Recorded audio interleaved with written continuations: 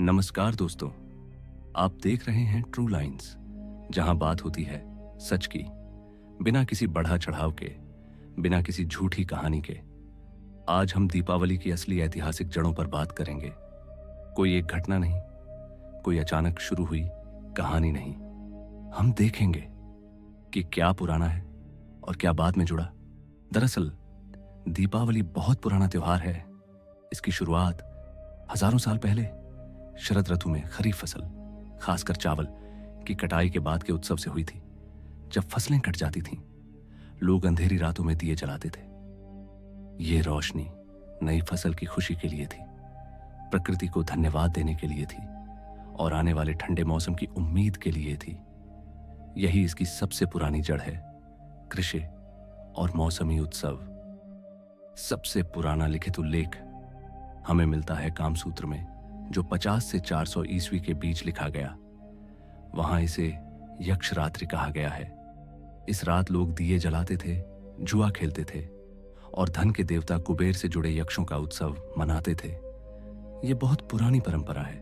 12वीं शताब्दी में जैन विद्वान आचार्य हेमचंद्र ने यक्षरात्रि को दीपावली नाम से जोड़ा, यानी नाम बाद में पक्का हुआ। 6ठी से 7वीं शताब्दी के नीलमत पुराण कश्मीर में दीपमाला या सुखसुप्तिका का विस्तृत वर्णन मिलता है।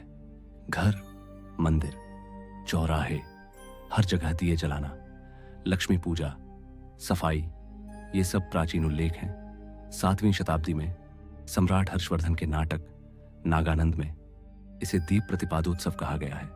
पूरे शहर को दियों से रोशन करना और नवविवाहित जोड़ों को उपहार देना, यह भी पुराना वर्णन है। 9वीं शताब्दी में कविराज शेखर की काव्य मीमांसा में घर की सफेदी, सजावट और दीपमालिका का जिक्र मिलता है। ये सब प्राचीन ग्रंथों में मिलने वाली बातें हैं। मतलब साफ है, दीपावली की मूल जड़ें मौसमी, कृषि और सामुदायिक उत्सव में हैं। लोग अंधेरे को रोशनी से हराते थे और नई शुरुआत का जश्न मनाते थे। यही सबसे पुरानी परंपरा है। समय के साथ अलग अलग समुदायों ने अपनी अपनी व्याख्याएं जोड़ी। कुछ बहुत पुरानी हैं, कुछ मध्यकालीन और कुछ आधुनिक। जैन समुदाय में दीपावली भगवान महावीर स्वामी के निर्वाण से जोड़ी जाती है।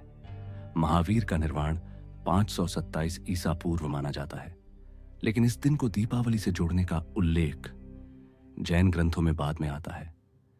करीब 8वीं शताब्दी के आसपास, यानी ये प्राचीन जैन परंपरा है। उत्तर भारत में इसे भगवान राम की अयोध्या वापसी से जोड़ा गया। रामायण में दीपावली का सीधा उल्लेख नहीं मिलता। यह कथा मध्यकाल में, खासकर तुलसीदास के समय के बाद बहुत प्रसिद्ध हुई, यानी ये बाद की लोकप्रिय व्याख्या है। सिख समुदाय में इसे बंदी छोड़ दिवस कहा जाता है। गुरु हरगोबिंद जी 1619 ईस्वी में 52 राजाओं के साथ रिहा हुए थे, यानी ये घटना लगभग 400 साल पुरानी है। बौद्ध परंपरा में कुछ समुदाय इसे दीपदान उत्सव कहते हैं। नवयान बौद्ध यानी अम्बेडकराइट समुदाय में यह ज्यादा लोकप्रिय है। कुछ व्याख्याओं में इसे बुद्ध के कपिल वस्तु लौटने से जोड़ा जाता है, कुछ इसे सम्राट अशोक से। लेकिन ये व्याख्याएं आधुनिक हैं। मुख्य बौद्ध ग्रंथों त्रिपिटक में दीपावली या दीपदान का ऐसा उल्लेख नहीं मिलता, यानी ये सबसे नई व्याख्या है। ये सभी कथाएं त्योहार को गहराई देती हैं। कुछ पुरानी हैं, कुछ बाद में जुड़ी हैं, लेकिन एक बात साफ है, दीपावली की शुरुआत किसी एक घटना से नहीं हुई।